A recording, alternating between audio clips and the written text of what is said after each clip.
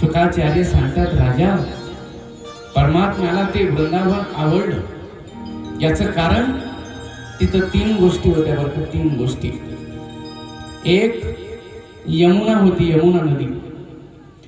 दुसरं एक सरोवर होतं बरं का, सरोवर. आणि तिसरा गोवर्धन पर्वत होता. ह्या 3 गोष्टी त्या वृंदावनामध्ये होत्या म्हणून माझ्या परमात्म्याला वृंदावन आवडलं.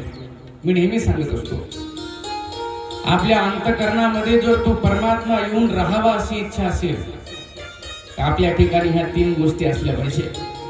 3 गोष्टी असल्या पाहिजे. आपली भक्ती ही यमुनेसारखी पवित्र असली पाहिजे बरं का. आपली भक्ती ही यमुनेसारखी पवित्र असली पाहिजे. आपलं अंतःकरण हे सरोवरासारखं निर्मल असलं पाहिजे. त्याच्यामध्ये कुठल्याही प्रकारचं कपट कारस्थान असू नये. त्याच्यामध्ये कुणाचा राग असू नये, कुणाचा द्वेष असू नये, कुणाचा मत्सर असू नये बरं का. ते विकार असे काढून फेकले पाहिजे. ती घाण अशी काढून फेकली पाहिजे. जे असं आतमध्ये काळ काळ भरलेलं आहे ना, ते असं फेकून दिलं पाहिजे. काढून असं मोकळं केलं पाहिजे, निर्मल केलं पाहिजे बरं का. शुद्ध केलं पाहिजे सरोवरासारखं. तेव्हा कुठं परमात्मा त्याच्यामध्ये प्रवेश करतो. एखादी घागर आहे बरं का, घागर. त्या घागरीमध्ये घाण पाणी भरलेलं. आता जर आपल्याला स्वच्छ पाणी भरायचं असेल तर पहिले असलेलं जे पाणी आहे ते पहिले फेकून द्यावं लागतं. तिला रिकामं करावं लागतं बरं का. तसंच अंतःकरणामध्ये तो परमात्मा प्रवेश करावा अशी इच्छा आहे ना, मग पहिल्यांदा त्याला शुद्ध करा. कशानं शुद्ध होत असते? ते नाम चिंतनानं शुद्ध होते बरं का. चिंतनाशिवाय शुद्ध होत नाही. त्याच्यासाठीच आहे बरं का हे सगळं. हे अंतःकरणाच्या शुद्धीसाठीच आहे. महाराज म्हणतात, भावे गावे गीत, गीत गा पण शुद्ध करून या चित्त. चित्त शुद्ध करून जर गीत म्हटलं मग तुझं भावा, तुझं बाबा हे देवा, तुझं बाबा हे देवा, तुझं बाबा हे देवा, तुझं बाबा हे देवा, तुझं बाबा हे देवा,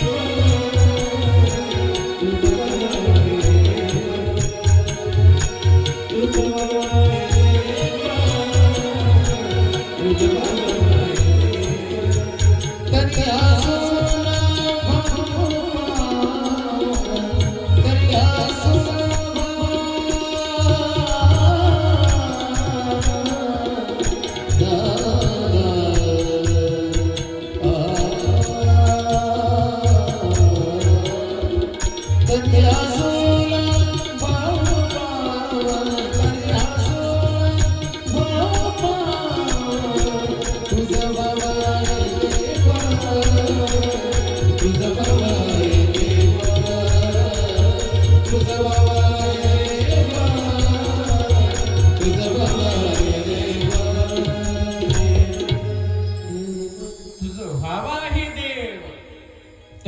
सुलभ उपाय, सोपा उपाय बर का. मग काय करायचं आहे तर भावे गावे गीत शुद्ध करून यायचे.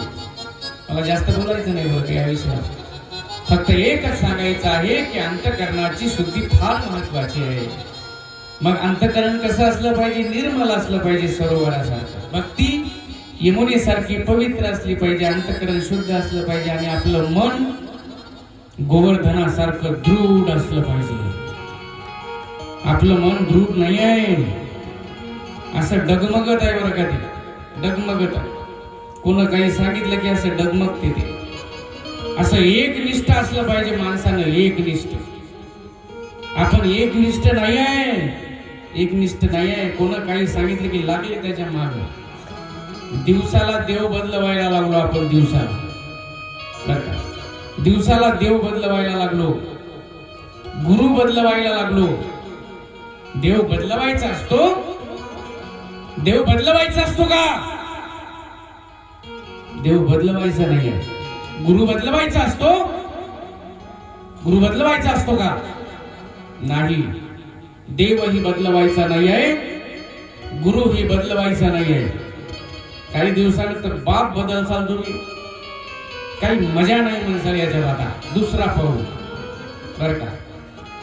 एकनिष्ठ राहायचं आहे, एकनिष्ठ.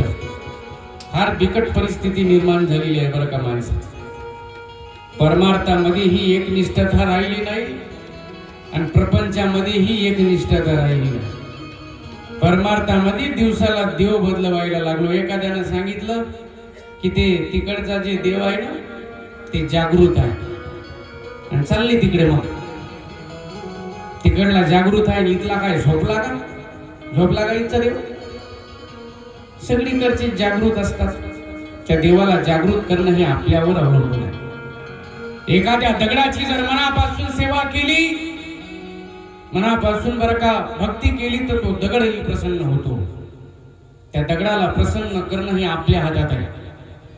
कोण काही सांगितलं की लागले देव बदलवायला, तिकडला देव जागृत आहे की झालं इथची पूजा गावातली बंद आणि तिकडे चालली. मग असं जीवनात करायचं नाही. कोण काही सांगितलं की या गुरुत काही मजा नाही म्हणत्या, आता दुसरा गुरु शोधला पाहिजे बरं का. चालले तिकडं.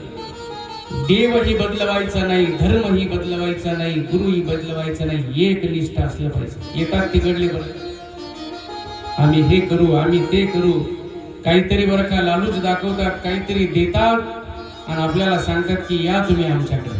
आणि आपल्याला अक्कल नाही आहे, बुद्ध्या झाल्या भ्रष्ट आपल्या. देव बुद्धी वाटत होता त्यावेळेस इकडे गेलो होतो आपण. त्यामुळं हे रिकामच आहे आपला कार्यक्रम सगळा बरं का. भ्रष्ट झाले आपल्या बुद्ध्या, भ्रष्ट. कुणा काही सांगितलं की नाही ऐकायचं आहे बरं का. कुणाच्याही मागे नाही जायचं आहे. मागे जायचं असेल ज्ञानोबा तुकोबाच्या मागे जा. नाथ महाराज, नामदेव महाराज, गाडगे महाराज, तुकोजी महाराजांच्या मागे जा बरं का. या फालतू लोकांच्या मागे जाण्यात मजा नाही आहे. कोण काही सांगितलं या आमच्याकडं, चालले तिकडं. काय कमी आहे आपल्या ज्ञानोबा तुकोबाच्या जवळ? अरे ज्ञानोबा तुकोबा रायांसारखी माय असताना मावशीकडे जायची काही गरज आहे का? आपल्या मायला दूध कमी आहे बरं का. ज्ञानोबा रायांसारखी माय आहे ना आपल्याकडं, मग इकडे तिकडे फिरायची काही गरज आहे का? असं व्हावं का? नाही करायचं बरं का, काही नाही करायचं. अरे संप्रदाय बरं का हा जुना असला पाहिजे, अनादी असला पाहिजे, थोरा मोठ्यांचा आश्रित असला पाहिजे, अनुकरण केलं पाहिजे थोरा मोठ्यांनी, असा संप्रदाय असला पाहिजे. आता निर्माण झालेले संप्रदाय, ज्ञानोबरायांची ज्ञानेश्वरी वाचली, तुकोबरायांचा गाथा वाचला आणि नवीनच संप्रदाय शोधणं सुरू आहे, नवीनच संप्रदाय काढणं सुरू आहे. या म्हणते आमच्याकडे आणि चालले तिकडं. कुठेही जायचं नाही आहे. ज्ञानोबा तुकोबरायांना विसरायचं नाही आहे बरं का. नाथ महाराज, नामदेव महाराजांना नका विसरू, गाडगे महाराज, तुकडोजी महाराजांना नका विसरू. त्यांनी दाखवलेल्या मार्गाने चालण्याचा प्रयत्न करायचा. एकनिष्ठता बरं का. एकनिष्ठता असली पाहिजे. कशी? माझ्या नामदेव महाराजांसारखी. ज्यावेळेस ज्ञानोबरायांना तीर्थयात्रा करण्यासाठी जायचो बरं का, तीर्थयात्रेला जायचो आणि ठरवलं की आपण तीर्थयात्रा केली पाहिजे, जग भ्रमण केलं पाहिजे, भक्तीचा प्रसार केला पाहिजे, प्रचार केला पाहिजे भगवत धर्माचा. पण मी योगी आहे, मी काय भक्ती शिकवणार लोकांना? माझ्यासोबत भक्त असला पाहिजे म्हणून पंढरीला आले. पांडुरंगाला सांगितलं देवा माझ्यासोबत नामदेव महाराजांना तीर्थयात्रेसाठी पाठवा. पांडुरंगाने सांगितलं ज्ञाना हे काय विचारायची गोष्ट आहे का रे, घेऊन जा. नामदेव महाराजांना बोलून घेतलं पांडुरंगाने. सांगितलं नामा ज्ञानोबरायांची इच्छा आहे तुला तीर्थयात्रेला घेऊन जायचं. हे शब्द पांडुरंगाच्या तोंडातून बाहेर पडल्याबरोबर ढसा रडायला लागले बरं का नामदेव महाराज. सांगितलं देवा, हे देवा मी ज्या वेळेस तुझ्या दर्शनासाठी येतो आणि परत जायला निघतो त्यावेळेस तू मला म्हणत असतो नामा तू जाऊ नको मला सोडून, तू माझ्या जवळच राहत जा नामा, तुझ्याशिवाय मला करमत नाही, तू माझ्या जवळ बसून राहा. असं म्हणतो ना देवा, असं म्हणतो ना रे तू. बरं का पांडुरंगाला संतांशिवाय करमत नाही बरं. ज्या वेळेस ती संत मंडळी आषाढीच्या निमित्ताने पंढरीला जायची ना, 2-3 दिवस राहायचे आणि परतीच्या प्रवासासाठी बरं का परवानगी मागण्यासाठी पांडुरंगाच्या जवळ जायची. त्यावेळेस देवानं रडावं बरं का आणि त्या संतांना सांगावं, मला सोडून नका जाऊ रे, तुमच्याशिवाय या जगात माझं कोणी नाही, तेही त्रिभुवनी माझं नाही कोणी बरं का. मी जरी मोठा असेल पण तुमच्यामुळं मोठा आहे बरं का, तुमच्यामुळं मी मोठा आहे, नका न जाऊ रे बरं का. असं धावून मिठी मारायचे, धावून या देव गळा घाली मिठी, स्पुंदुनी गोष्टी बोलत असे. देवा असा करतो ना रे तू, आमच्या गळ्यात पडून रडतो ना, नका जाऊ, मला सोडून नका जाऊ, करमत नाही तुमच्याशिवाय. आणि आज म्हणतो की ज्ञानोबरायांच्या सोबत जा, करमेल तुला, करमेल का रे देवा. पांडुरंगाने सांगितलं, नामा अरे ज्ञानोबरायांच्या सोबत पाठवतो म्हणजे मी काय दुसऱ्या बरोबर पाठवत आहे का रे. ज्ञानोबराय आणि मी वेगळा नाही म्हणजे, फक्त नाव वेगळं आहे, नाव वेगळं आहे. ज्ञानोबरायांची आरती करताना आपण म्हणत असतो बरं का, ज्ञानोबरायांची आरती करताना म्हणतो ना, लोपले ज्ञान जगी ही तर नेणती कोणी, अवतार पांडुरंग नाव ठेविले ज्ञानी. नाही का? अरे वेगळं नाही आहे, फक्त नाव वेगळं आहे. सांगितलं ठीक आहे देवा, आता तू म्हणतो तर मी जातो जातो, मला काय सांगायचं आहे लक्षात घ्या. सांगितलं पांडुरंगा जातो मी, पण त्या ज्ञानोबरायांना एक गोष्ट सांगून टाका. तिकडे गेल्यानंतर ते ज्ञानोबराया म्हणतील, पड या देवाच्या पाया, पडत्या देवाच्या पाया, पडत्या देवाच्या पाया, पडत्या देवाच्या पाया, कटेवरी कर नाही ज्या देवाचे, नेघे मी तयाचे दर्शन. ज्या देवाचे हात कमरेवर नाही त्या देवाच्या पाया मी पडणार नाही म्हणे. याला भक्तीची एक निष्ठता म्हणतात, याला भक्तीची एक निष्ठता म्हणतात. अशी असली पाहिजे एक निष्ठता. आज प्रपंचामध्येही एक निष्ठता नाही, परमार्थामध्येही एक निष्ठता नाही. प्रपंचामध्ये कुठे एक निष्ठता. एखाद्या माणसाला जर तीर्थयात्रेला जायचं असेल तर शेजारच्या बाईला म्हणते, वहिनी चला ना तीर्थयात्रेला. काऊन बे, तुझ्या बायकोला नेणं,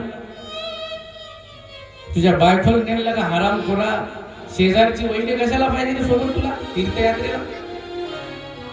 बायकोला नाही ने, शेजारची वहिनी, चला ना वहिनी तीर्थयात्रेला. आमचे महाराज लोक 2-4 दुसऱ्याच घेऊन जाते, बायका नाही नेत बरं का सोबत, त्यांना आवडत नाही, दुसऱ्या पाहिजे बोलते. कशाला पाहिजे बे दुसरी. एक निष्ठता कुठे आहे, कुठे आहे एक निष्ठता. परमार्थामध्ये एक निष्ठता नाही, प्रपंचामध्ये एक निष्ठा आहे. म्हणून तर अजूनपर्यंत आपल्या पदरात सुख पडलेलं नाही.